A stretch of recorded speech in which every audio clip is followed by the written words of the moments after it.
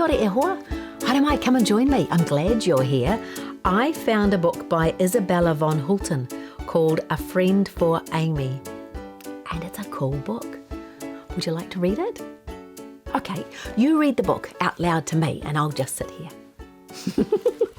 Or shall I read the story to you? Okay, I'll read it to you this time. Maybe you could read to me next time.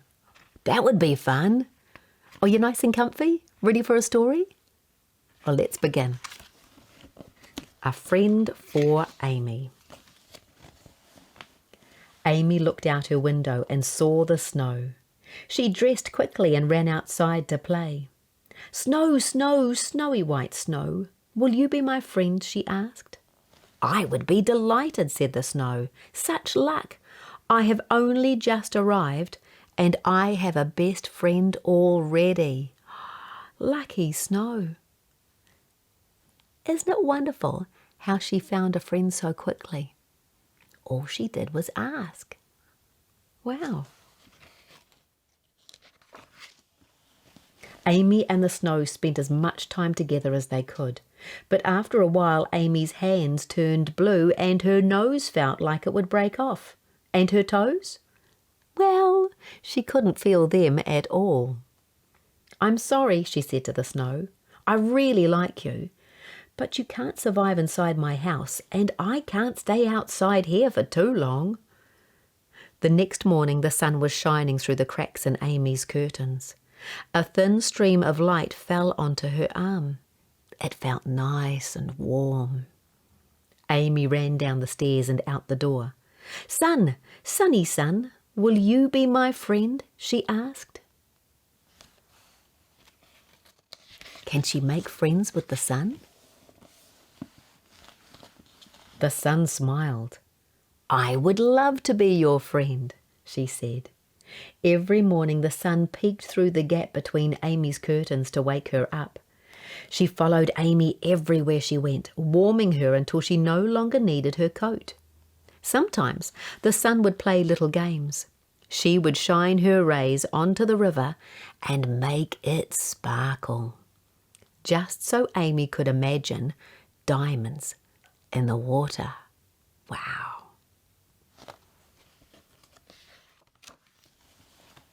Or she would bounce her rays off Amy's nose and fill it with freckles.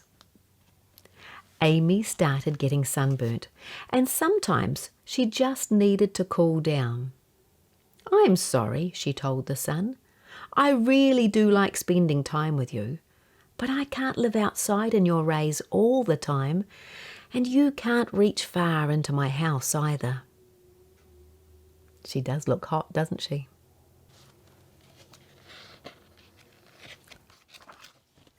The following morning the rain tapped on Amy's roof.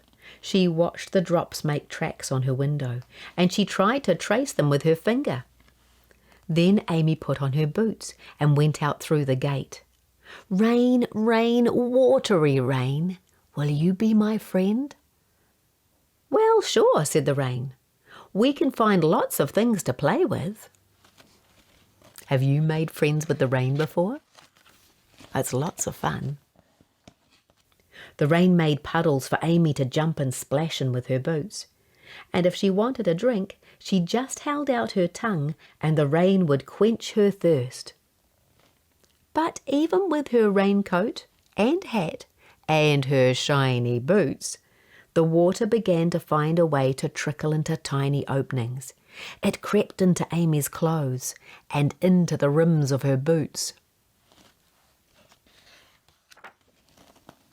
"I'm truly sorry," she told the rain. "I really, really like you. You are kind and friendly, but I can't stay out in the wet, and there is no way my mother would let you inside my house. I just can't see any way around it." The next day Amy began her long walk to school. There was no sun, no snow, no rain. She had been awake most of the night worrying about who could be her friend. She was very tired. Then Amy heard a whoosh. When she looked to where the sound came from, There was nothing there. From the corner of her eye she saw a leaf waving at her, but when she looked straight at it, it was perfectly still. A flapping sound startled her. Then she saw the smiling face of the dancing air balloon man that belonged to the car yard. He must have gotten loose. He danced and his arms waved, and he really did look very funny. Amy giggled. Here come the car salesmen running after him. They looked even funnier. The dancing balloon man looked like he was copying them, waving and running. Amy watched and laughed so hard. Then she heard the wind snickering in the trees, and it suddenly jumped out, blowing Amy's hair. "Do you want to be my friend?" the wind puffed into her ear. "I'm sure we could have a lot of fun together." Amy laughed. "You are quite cheeky, aren't you? But I would love to be your friend." And so the wind turned in behind Amy and pushed her up the last part of the hill. "Thanks," said Amy, who was feeling a little less tired now. From then on, Amy often talked to the wind, asking him to push her uphill, and if she opened the windows of her house on a hot day, the wind would always give her a nice breeze. Funny how she had never noticed him before. He had always been there, through snow, sun, and rain. Perhaps she had simply taken him for granted.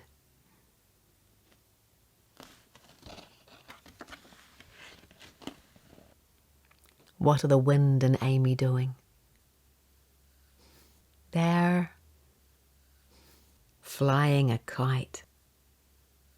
You need the wind to fly a kite, don't you? Looks like she's having lots of fun. Have you tried making a friend before? Well, Amy found it quite easy. All she did was ask, "Hello, would you like to be my friend?" Why don't you ask me? Say, "Hello, Suzy, will you be my friend?" And I reply, "Of course I will. I would love to be your friend."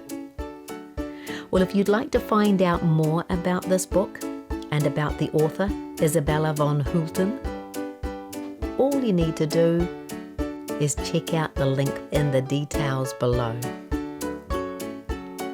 And now that we're friends, come back and visit me again soon. You're always my friend. Ka kite. Have a great day.